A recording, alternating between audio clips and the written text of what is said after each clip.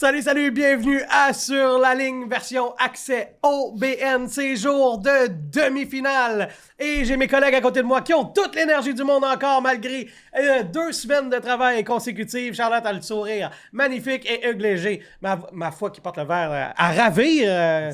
C'est-tu ton hommage à Wimbledon? C'est une soirée événementielle ce soir pour Tennis Montréal. Soirée club social au bar Nadia. On va regarder le match des Roses ce soir en championnat canadien.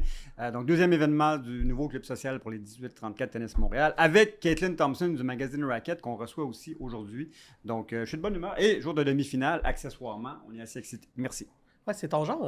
C'est des événements de réseautage comme ça. Là, c'est ton genre. Charlotte, c'est ton genre. Ouais, mais surtout quand c'est women's sport. Ouais. Des sports féminins. Moi, j'adore ça. Puis de savoir que tout le monde va être dans un bar qui est dédié aux femmes, tu me disais, à regarder au sport féminin beaucoup. Au sport ouais. féminin, Ouais. Ben, je trouve ça super. Donc, j'admire l'initiative. D'ailleurs, les Roses ont quand même fait un bon travail là, sur les médias sociaux de façon générale. Là. C'est pas évident d'être une nouvelle franchise, un nouveau sport. Déjà, le soccer, là, c'est pas nécessairement aussi facile à faire la promotion que le hockey, mais j'ai trouvé que les Roses, dans la dernière année particulièrement, Très beau lancement. Ouais, ils ont réussi quand même à attirer pas mal plus l'attention, je pense, que beaucoup de gens l'auraient pensé. Cela dit, parlons de tennis, puisque c'est notre mandat, je le disais, c'était le jour de demi-finale, et si vous me voyez rire, c'est parce que Lily, de l'autre côté, est en train de m'imiter, c'est son sport favori. Elle est très bonne, d'ailleurs. Ouais, elle est vraiment bonne, honnêtement. C'est une actrice. C'est la force tranquille. Vous la voyez pas, Non. mais elle est indispensable à Mais notre là, vous allez succès. peut-être la voir, là, parce que là, on va mettre... On va commencer à faire des clips avec Lily. Là. C'est Charlotte, trop bon, hein. Charlotte a fait une vidéo avec elle tout à l'heure. Là, vous allez voir ça sur nos médias sociaux là, pendant que Charlotte se prépare. C'est ce que les gens veulent voir. Ouais, les gens veulent voir le behind the scenes. Des prises d'enregistrement. On parlait de routine beauté. Là, ben... Exactement. Faudrait qu'on filme nos meetings ou nos pré... juste avant de rentrer en ondes, là, mais on pourrait pas tout... On a tous des traits Je différents. croyais que t'allais dire, Alex, que t'allais filmer ta routine beauté. Eh J'ai boy. eu peur, là. Oh, non, mais je peux le faire, mais d'après Lui, moi... c'était 2 hot dogs avant d'embarquer.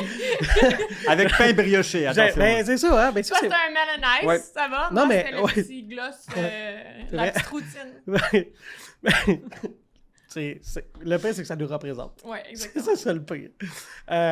Mais c'est pas tout le temps ça, ma routine. Mais je disais, parlons de tennis puisque c'est notre mandat. Il y a ces jours de demi-finale et la première demi-finale du côté de Montréal. Ce sera Brandon Nakashima contre Raphaël Jodard. Raphaël Jodard, honnêtement, il commence à faire beaucoup Parler. à faire beaucoup parler, là, honnêtement. Puis même en conférence de presse, il y en a qui l'appelaient Rafa. Là. Moi, je titillais un peu là, quand j'entendais le mot Rafa. Moi, pour moi, Rafa, c'est Rafa. Non, c'est ça. Rafa Nadal. C'est toujours Lui, il Rafa. pourra avoir sa propre essence. Appelons-le Oui. Rafalinos ou quelque chose de jaune, là, mais pas Rafa. Ok? Mais il se fait pas appeler... pas le train ou... en tout cas, il y a quelque chose de particulier à lui. Là, je l'ai entendu ce matin. Donc, en tout chacun cas, doit avoir sa personnalité. C'est un peu aussi. ce que Arthur Fils a senti hier, un train qui est passé dessus parce que Rodar a vraiment dominé le match. Fils a cassé une coupe de raquettes. Moi, j'ai été impressionné, Charlotte, je te l'ai dit, par ses retours de service des deux côtés, sa précision au niveau des coups. On voit un grand champion émerger en ce moment, je pense, à Montréal. Moi, j'ai été impressionnée par son calme, mais en même temps, son côté compétitif. Ouais. Il y a un bel équilibre entre les deux. On voyait qu'il était concentré, qu'il était dans son match, mais en même temps, sans trop de réactions négatives, très calme, très composé. Puis, il semble bien gérer la pression. On le sait, l'année passée, il était 540e au monde. Incroyable. Et là, il va passer le top 10 Ouais. la semaine prochaine. Donc, pour quelqu'un d'aussi jeune avec peu d'expérience sur le circuit dans ce type de match-là, ça m'impressionne. Puis aussi, on en parlait hier, il est très agressif, il est capable de vraiment pénétrer le terrain avec Clairement. ses balles, mais il est aussi capable d'avoir de la finesse Oui. puis un toucher qui est super pour justement faire amener l'adversaire Déstabiliser, avant-arrière. ouais. Puis, je pense qu'il est très complet. Ben, tu me disais, Ordon, qui te fait penser à Senner, moi aussi. Il est très calme, il est en plein contrôle. C'est un joueur qui a le bon physique aussi. Donc, c'est très prometteur ce qu'on voit là. Oui, il Ouais. est très à son affaire, Ouais. très robotique. Je pense qu'il peut Exact. être très constant semaine après semaine. Enfin, on verra. Contre Brandon Nakashima, il n'a jamais joué contre lui chez les professionnels. Nakashima, il est 31e mondial. Raphaël Jodard, présentement, il est 15e mondial. Il n'a que 19 ans. Exact. C'est quand même assez phénoménal, on en parlait. Là. Est-ce que ça peut jouer le fait que, j'adore, là, je regarde les statistiques, là, je joue à peu près 1 heure de moins que Brandon Nakashima, là, fait que c'est peut-être un 7,5 là, ou à peu près de moins de jeu en termes de 1 heure de temps. moins, puis aussi 6 ans de moins. Ouais. Pas que 25, qu'à 25 ans, c'est c'est- très très vieux. Ouais. Mais je pense que pour lui, s'il y a vraiment le vent dans les voiles, puis on voit que c'est un talent qui va continuer de percer. Pour moi, Ouais. Nakashima, il y a une bonne semaine, mais peut-être il n'y aura pas la carrière, selon moi, que Yodor peut avoir. Certain. Donc, dans ce match-là, je favorise grandement l'Espagnol. Puis aussi, ben, pour le tournoi, moi, je l'ai dit il y a quelques jours, je pense vraiment qu'il continue de me titiller. Puis je pense que c'est lui qui va continuer d'aller jusqu'au bout. Ouais. Puis Je pense la même chose. Je pense qu'il y a beaucoup de gens qui pensent comme ça aussi. Ouais. De ce que j'entends autour de moi, il y a une coche au-dessus en ce moment. Puis moi, j'aimerais bien, Alex, Charlotte, dans 2-3 ans, on parle de Yodor qu'on a découvert à Montréal, comme on a découvert Djokovic ou Nadal même il y a 2 décennies déjà. Mais Montréal est souvent le tournoi où un nouveau grand champion de Masters 1000 se révèle. Et je pense que c'est ce qui peut arriver avec Yodor en ce moment. Puis on aura peut-être vu pour la première fois un champion de Grand Chelem à Montréal gagner un premier tournoi. Je devance un peu, là. Il y a 2 matchs à gagner encore, mais j'ai confiance en Yodor. Ouais, ce sera pas simple parce que s'il veut gagner le tournoi, ben, il devra affronter le gagnant du champion en titre, Ben Shelton, contre Exact. Leonard Etienne. C'est un duel tout américain. Je vous prédis un Américain en finale. Gros risque, Alex. Je sais, je suis comme ça. Mise là-dessus, vas-y. Est-ce que vous pensez que j'ai jinxé un des deux? Est-ce que j'ai jinxé les États-Unis? Mais moi, ce qui me surprend, c'est que ben, Shelton, Tienne se sont joués 2 fois, puis c'est Tienne qui a gagné les 2 fois. Ouais. Ça me surprend quand même, parce que quand je regarde le match comme ça, je me dis, je pense que Shelton a peut-être un avantage. Les 2 sont gauchers, les 2 servent bien, sont capables de faire des amortis. Hier, je regardais Leonard Tienne, il a une main incroyable, il est en fond de terrain, Ouais, il joue puis bien. à la dernière seconde, il te fait un amorti, même au coup droit, parfaite sur la ligne, une bonne anticipation. Je pense que ça va être un bon match, mais de base, moi, je pensais que c'était plus Shelton qui allait passer, mais peut-être qu'il y a quelque chose qui le dérange dans le jeu de Lerner. Peut-être qu'il n'aime pas jouer contre les gauchers. Oui, exactement. Mais moi, personnellement, je suis gauchère, puis je détestais jouer contre les gauchers. Ben, c'est normal parce que t'es pas plus habitué que les droitiers à jouer contre des gauchers. Exact. T'as la même proportion de gauchers qui jouent contre toi avec la balle. Elle arrive de façon bizarre, les gauchers. Ils ont joué 2 fois, tu disais. Une fois, c'était à Indian Wells cette année au mois de mars. C'était un 3-7. Et l'autre fois, c'était à Majorque sur gazon. Alors, ça a été très, très, très serré. 7-6, 4-6, Moi, j'ai bien 6-3. hâte à ce Ouais, match. moi aussi. Est-ce que vous voyez Shelton favori, même s'il est en déficit 0-2 contre Ouais, je pense que Leonard Tienne? Moi aussi. Moi, je pense que oui. Je m'attends à une finale Shelton-Yodor. Ben, hier aussi, Shelton a dit en conférence de presse après son match que c'était son match de quart de finale, Ouais, le plus- meilleur match qu'il a joué de toute sa vie. Donc, quand tu es capable de faire ce genre C'était d'affirmation-là... Il a vraiment c'est- dominé Menchik, là. C'était même pas serré. Ouais. Puis je sais qu'il y en a qui sont venus voir le match qui me disaient ben c'était pas aussi bon qu'on s'attendait, Exact. qu'est-ce qui s'est passé? Puis ben, Shelton a tellement bien joué, c'est pas que Menchik Exact. est pas bon, c'est juste qu'il était dans sa zone. Puis je veux dire, à le voir jouer comme ça, c'est sûr que je le mets favori. Puis ben, il y a le titre à défendre, il l'a en tête depuis le début du tournoi, il est motivé, sa copine est là, on en a parlé. Exact. Donc je pense qu'il joue à un très bon niveau en ce moment. Je l'ai vu, la vidéo qu'on a montée. Ça vaut la peine. Vous voulez aller voir ça, la vidéo de Ben Shelton, là, sa blonde qui fait une petite surprise, là. Ça vaut la peine. Non, qui le surprend à l'hôtel. Ouais, qui le surprend à l'hôtel. Ouais, exact. Plus en ligne sur nos plateformes. Exact. OK, du côté de Toronto maintenant, parce que, bon, évidemment, il y a juste 2 matchs. Il y a Bencic qui s'est retiré hier. C'est un peu surprenant, ça, quand même. Oui, mais elle avait un bandage à la jambe pendant le tournoi, donc surprenant, mais peut-être un peu attendu, je sais pas. Ben là, on le répète souvent, mais il y a l'US Open qui s'en vient. Je pense qu'ils veulent tous, les joueurs et les Exact. joueuses, faire attention, Ouais. se protéger pour justement arriver peut-être au sommet Exact. à ce moment-là. Ça change quand même un peu la dynamique parce que si je regarde le match Goff-Rybakina, ben Goff, hier, elle a eu une journée congé, entre guillemets, elle n'a pas eu à jouer un match, vrai. donc elle a pu se reposer davantage que Rybakina. Ouais, qui a eu un gros Puis match. elle a eu un gros match, mais pas seulement hier, tous ses matchs, C'est vrai. sauf un, étaient des 3-7. Ouais. Donc elle accumule un petit peu de fatigue probablement. Puis ben là, Goff a eu un moment pour justement peut-être récupérer, faire un petit peu de plus de temps pour elle. Donc je sais pas si ça va jouer, mais certainement que c'est un aspect à surveiller. On va avoir la première demi-finale, Elina Svitolina contre Iga Swiatek. Et la deuxième demi-finale, Coco Gauff contre Rybakina. Ça pourrait être des demi-finales de Grand Chelem. Là. Absolument. C'est, gros tableau à Toronto. Il reste des gros noms. Là. S'il y a Alex, des billets un pour du côté de Toronto. Important, on en a parlé hier. Moi, je regarde Rybakina avec beaucoup d'intérêt parce qu'elle se rapproche dangereusement de Sabalenka et du premier rang. Si elle gagne le tournoi à Toronto, elle sera à 4 petits points de Sabalenka. Donc, quelques victoires à Cincinnati ou au US Open où il y a beaucoup de points, puis on pourrait avoir une nouvelle numéro 1 mondiale.